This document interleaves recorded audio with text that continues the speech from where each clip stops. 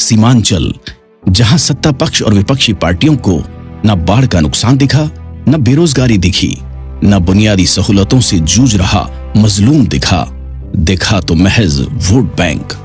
मगर इस बार सीमांचल चाहता है राजनीति में हिस्सा। अब बराबरी की बात होगी, अब गुलामी की बात नहीं होगी, अब भीख नहीं मांगा जाएगा, अब हक लिया जाएगा।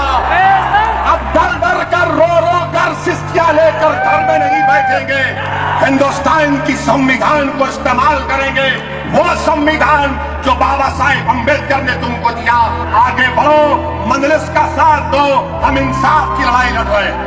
वोट उसी को जो हमारी वकालत करे। क्यों नफरत है किशनगंज जिले से? क्यों नफरत है इस सरजमीन पर बसने वाले इंसानों से? क्या ये इंसान नहीं है? क्या किशनगंज जिले के आवाम में उनके माँ बाप ने ख्वाब नहीं देखते होंगे कि मेरा बच्चा और बच्ची तालीम हासिल करे, काबिल बने? क्यों नहीं इनको तालीम के जेवर से आरास्ता करते? वोट उसी को जिसने पूर्णिया को दूसरी राजधानी बनाने की बात कही। हमारी लड़ाई सीमांचल की इंसाफ की लड़ाई है। वो अकेले हमारी लड़ाई नहीं, बल्कि सीमांचल के पूरी जनता की लड़ाई हम लड़ रहे हैं। हमको नीतीश कुमार से सिर्फ यही बोलना है कि आप सीमांचल से इंसाफ करिए, सीमांचल को स्पेशल स्टेटस दीजिए, पूर्णिया को बिहार का सेकंड कैपिटल बनाइए। वोट उसी को जिसने एएमयू की तामीर की बात कही। किशनगंज में अलीगढ़ मुस्लिम यूनिवर्सिटी का जो सेंटर है उसको मजबूत क्यों नहीं कर रहे आप? तड़प रहे हैं वहां के बच्चे बच्चियां, तो खत्म होने के दहाने पे आ गया वो। वोट उसी को जिसने सीमांचल को आर्टिकल 371 के अंतर्गत विशेष दर्जा देने की बात कही।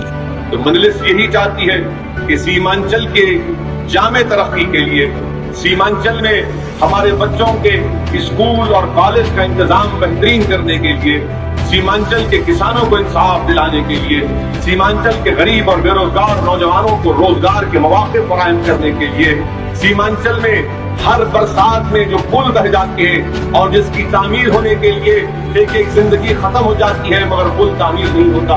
मेरे भाई, जब तक सीमांचल के लिए इस तरह का डेवलपमेंट काउंसिल नहीं बनेगा, संविधान की दफा 371 के तहत याद रखिए ये नाइंसाफी चलती रहेगी।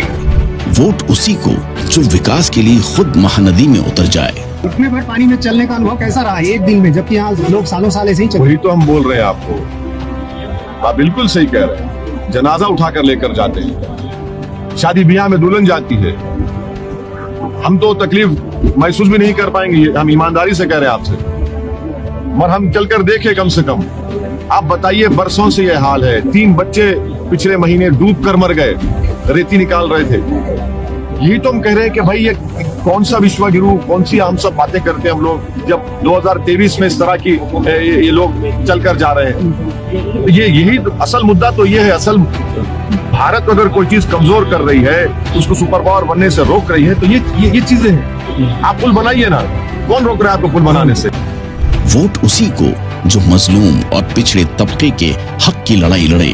अख्तरुल ईमान बिहार की असेंबली में पहुंचेगा तो गरीब मुसलमान हो या दलित हो या सीमांचल का कोई गरीब हो, उसके ख्वाबों को पूरा करने की अख्तरुल ईमान बात करेगा। सीमांचल की जनता तैयार है उन गद्दारों से बदला लेने के लिए जो बिक गए कौड़ियों के दाम।